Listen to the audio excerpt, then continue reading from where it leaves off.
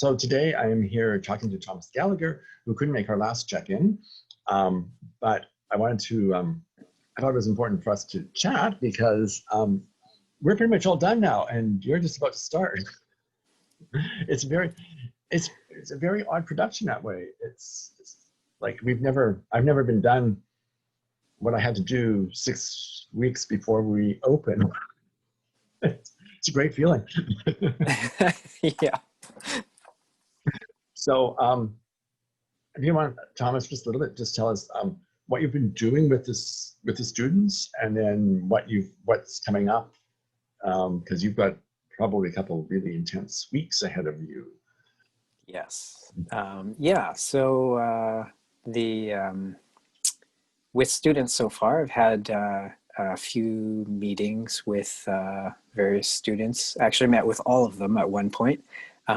We talked briefly about concerns they had around filming or ideas for shots and things. So one thing that's quite different about this project is that it's a theater project, but it's a film project. So there's the whole aspect of not only having to deal with like their performance and the writing and lighting and all that, but like what is the perspective that it's all going to be captured from, and what are the shots that will make up the end product. So it's been some discussions around that. And then just over the last week and a half, some discussions occasionally about problems people have been encountering as they've been filming, questions about, oh, does this shot work, or did these things look okay, or what should I adjust about them? So sometimes just kind of technical things or stuff about, like, okay, well, like in one example, there was a shot of the person and a mirror, and then there's a close-up over their shoulders. So from a technical point of view, like framing as far as film, you want to keep like they had a medium shot where it was them and the mirror. And then when you go over the shoulder, you want to maintain kind of that spatial orientation, that it's them to the one side and the mirror to the other side. So just working out things like that, because then you can edit those things together and people's eyes can follow things. You have that like graphic match is what they would call it. Is that hard? That must be, I mean, was she working by herself? Yes, yeah. so it's challenging, but the camera itself is on a tripod, so you can set up your shot. And some people have had people helping them with their shoots, which is great because it'll go a lot faster. And some people have had to do it by themselves. If you have to do it by yourself, it makes it a lot more difficult, but it's still possible. You can do things like you set up the camera and basically put some kind of object as a stand-in for yourself. Right, yeah. So, and then you use that to kind of set up your framing and to get your focus right and all of that.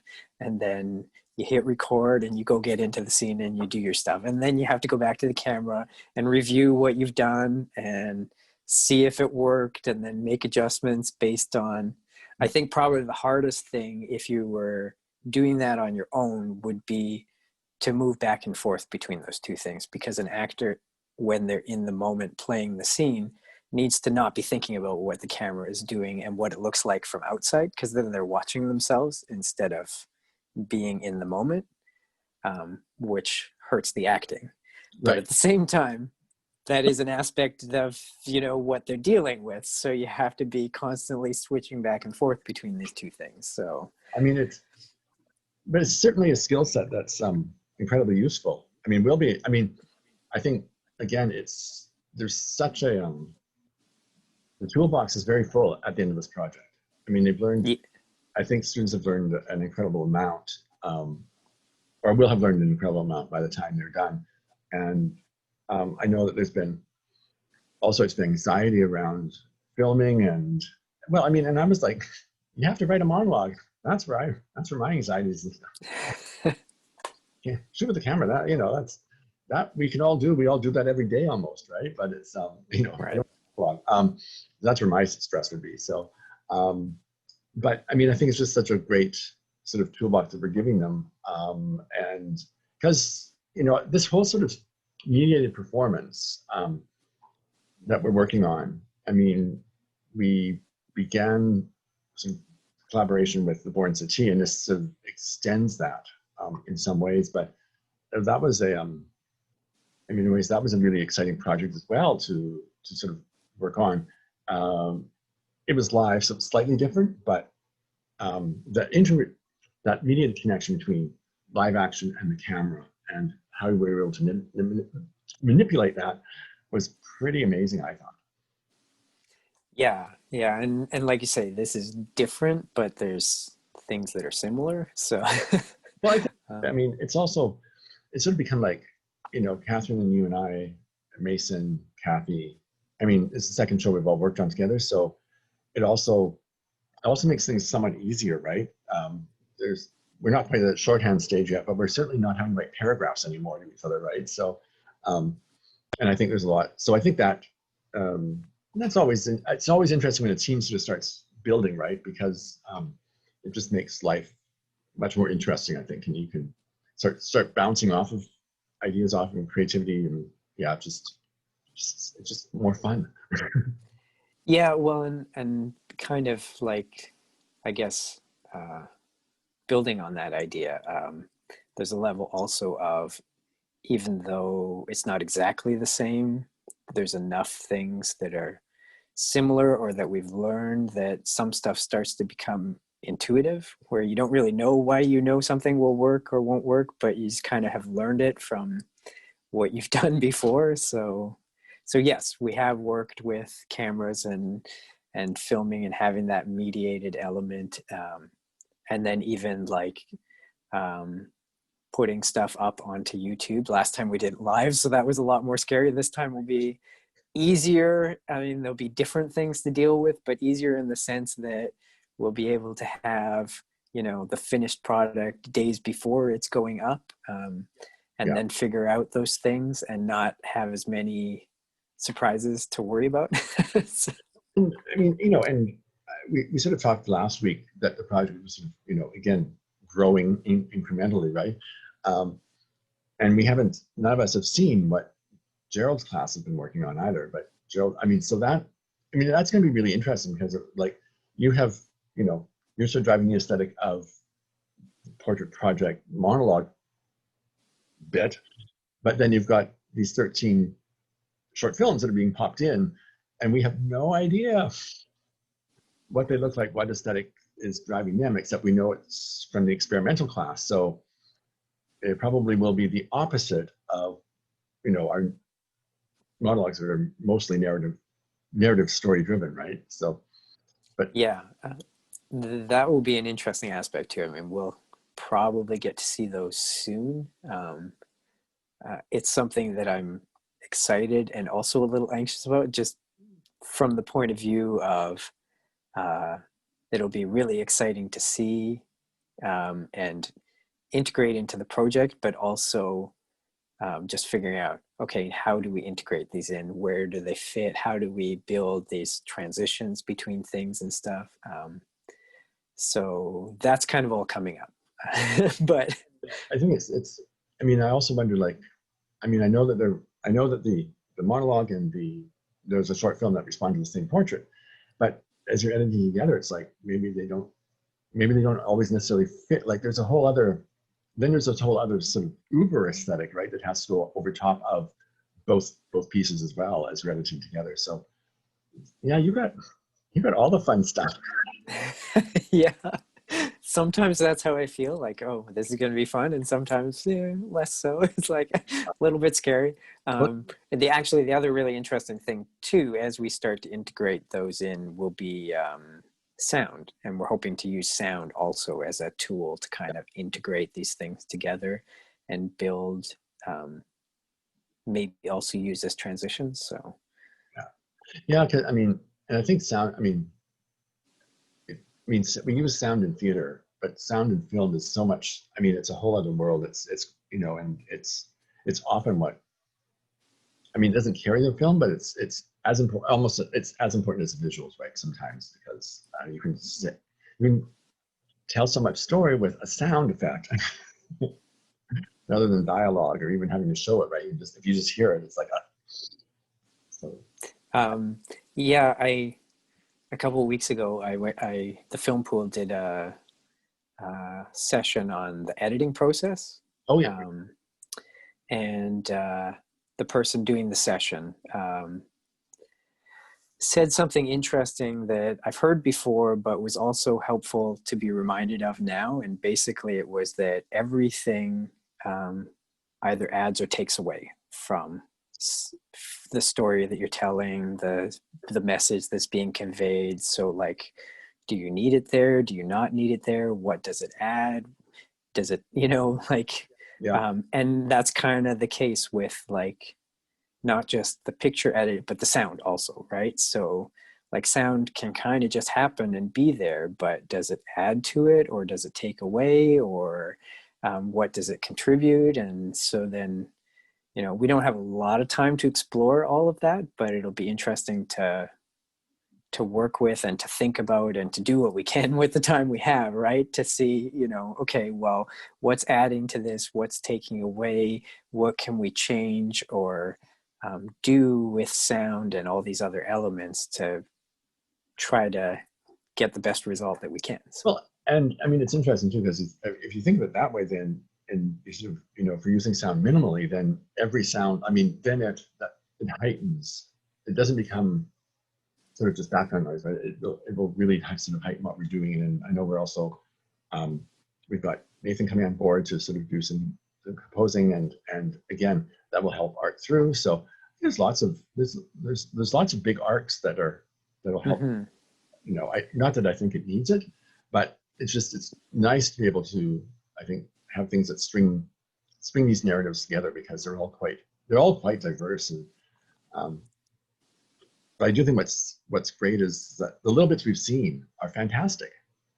I think we've only seen stills so far, but kids have really worked. Students have really worked hard on these projects.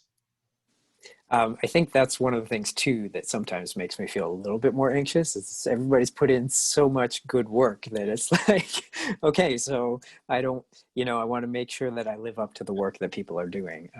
And I think one of the things that will be challenging about sound is that we're working with just what people had. So they have their phones, they have the microphones on their phones. We don't have fancy microphones or um, high quality recording devices. So that's going to be a little bit challenging to work with, but also it'll be an interesting aspect of it to do, the best that we can with what we have available and try to make it work and fit with everything that we're doing. So Would we consider, once you've sort of done the draft edit, doing some voiceover work if needed? Like, would we ask them? some of them already kind of had ideas of their piece, the dialogue actually being voiceover. So that makes it a little bit easier because you can control a little bit more Right. what's actually happening.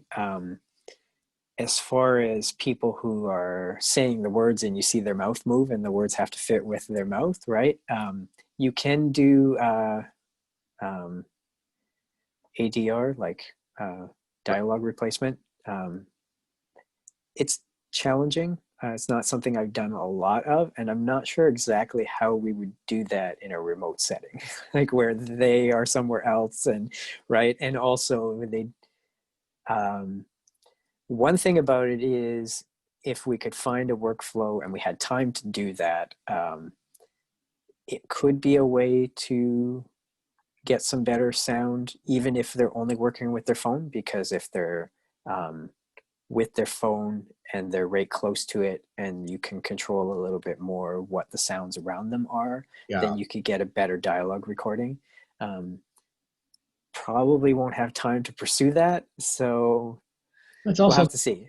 that's also the eighth or ninth track that you're having to try and deal with. So maybe we should just say no and just go with what we've got. But Yeah, and I guess what will also happen too is as we get stuff in, we'll have to look and see like, okay, well, is there stuff that really doesn't work the way it is? And then um, that's scary, but it's also exciting because it's a chance to come up with something creative, because you're like, okay, we have this limitation, we have these problems, how do we solve them? And then we come up with something that solves that problem, and maybe it actually ends up being better than what we were going to do in the first place.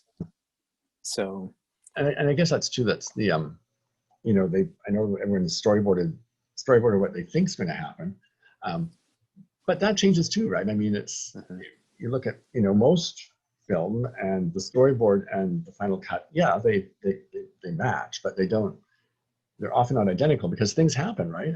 And hopefully good things happen.